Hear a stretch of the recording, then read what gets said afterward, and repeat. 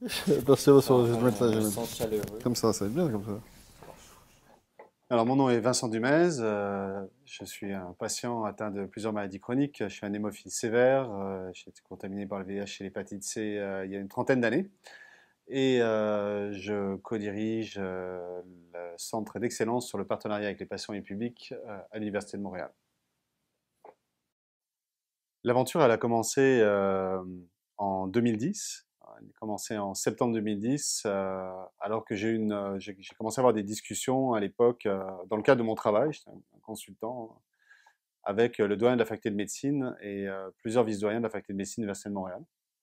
Et, euh, et on s'est rendu compte rapidement qu'on partageait la même vision des changements au niveau de la relation de soins entre un patient et son médecin.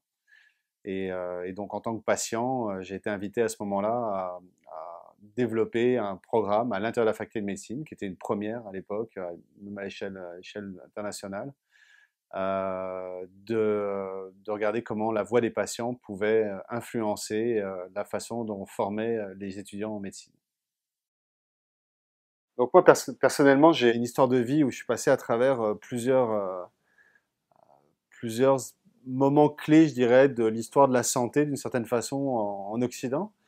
Euh, donc d'abord par l'hémophilie, bizarrement, c'est que l'hémophilie c'est une maladie, une vieille maladie chronique. Hein. Aujourd'hui, il y en a beaucoup de malades chroniques, mais dans les années 70, il n'y avait pas autant de maladies chroniques qu'aujourd'hui. Donc moi, j'étais atteint d'une maladie chronique euh, dont la gestion en milieu hospitalier était d'avant-garde, c'est-à-dire que dès les années 70, nous, les patients hémophiles, on nous éduquait, on nous formait sur ce qu'était l'hémophilie, on nous formait sur l'autogestion, sur notre capacité de diagnostic, etc. On formait nous, on formait nos familles. Donc j'ai été élevé dans un contexte de soins quand même très mode partenariat, donc je le connais bien je le connais je le connais profondément. C'est là-dedans que j'ai été élevé.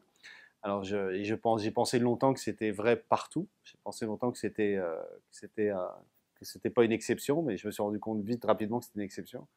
Et puis dans les années 80, avec la contamination des hémophiles par le VIH, bien entendu là je sortais de l'adolescence à l'époque, donc j'étais un militant, j'ai commencé à être un militant SIDA.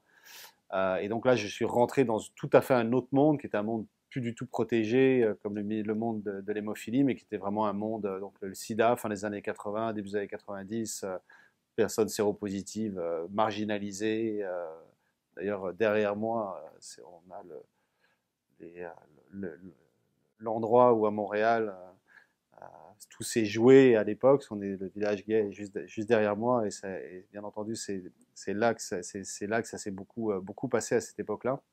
Et donc c'est là aussi que je me suis beaucoup impliqué dans cette quête un peu d'essayer de faire en sorte que les personnes atteintes par le VIH soient beaucoup moins marginalisées, soient mieux intégrées, qu'il y ait moins de peur, etc. Donc j'ai traversé cette crise SIDA aussi pendant des années. On a fait beaucoup de progrès à travers le sida. On a compris effectivement que les patients pouvaient développer des savoirs expérientiels, pouvaient se les transmettre. Tout le self-management a été théorisé à partir des apprentissages qu'on a fait dans le milieu sida.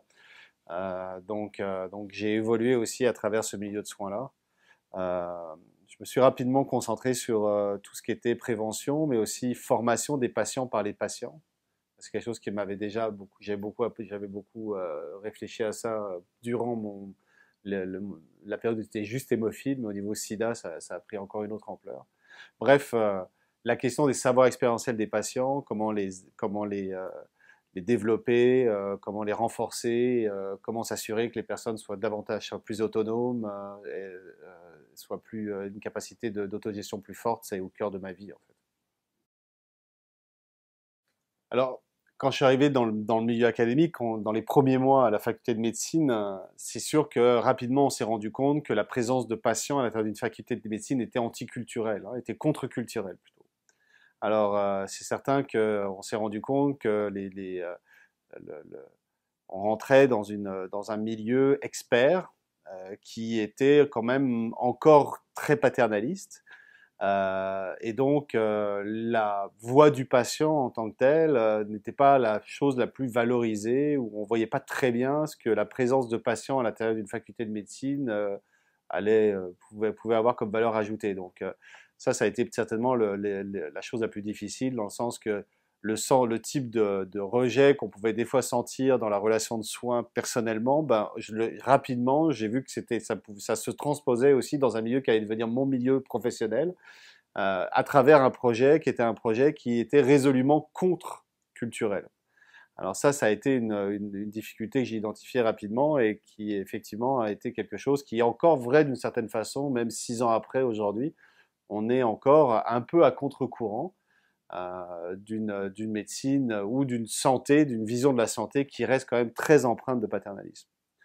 Euh, Ensuite, ça a été les défis au niveau académique a été de ne pas rester juste une voie expérientielle, mais d'asseoir le concept de partenariat patient, de patient partenaire, dans une théorie.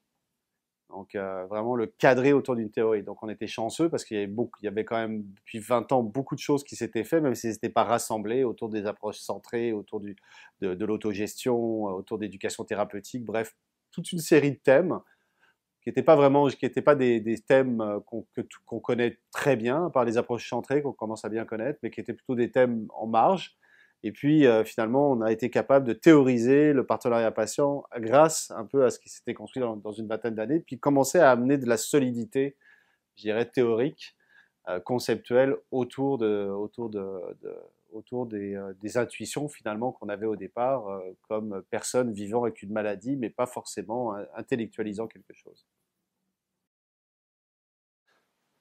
Ouais, ça c'est. Non. En quelques mots. Non, non, quelques mots.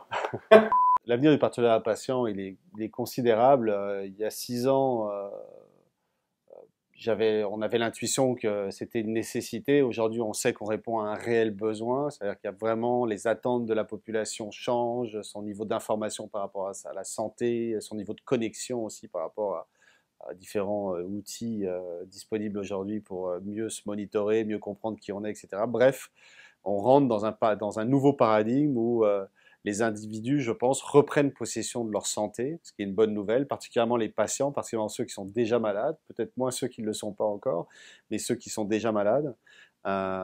Donc, bien entendu, avec un autre niveau d'exigence en matière de collaboration et de communication. Donc, on répond à un vrai besoin, à un besoin qui a des impacts sur la qualité de vie des patients et des familles, mais qui a un impact aussi sur la qualité de vie des professionnels de la santé, parce que travailler en partenariat, finalement, c'est travailler avec moins de conflits, avec moins de tensions, dans une relation beaucoup plus équilibrée, beaucoup plus interdépendante, beaucoup plus détendue en termes de partage du risque, de partage des responsabilités. Bref, c'est de revenir je pense, dans une relation de soins beaucoup plus beaucoup plus solide, beaucoup plus réciproque. Je dirais pas égalitaire comme certaines vont le dire, mais vraiment réciproque. Il y a une vraie réciprocité et puis il y a une vraie reconnaissance de l'interdépendance. Donc à partir de là, tout change. C'est-à-dire qu'il n'y a plus vraiment de relation soignant-soigné. La frontière descend. D'abord, les patients sont tous des soignants autant que des soignés. Donc la frontière est en train de disparaître. Donc on est vraiment dans un changement de paradigme majeur, sociétal, qui ne s'arrêtera pas, indépendant de nous ou indépendamment de ce que nous on va faire.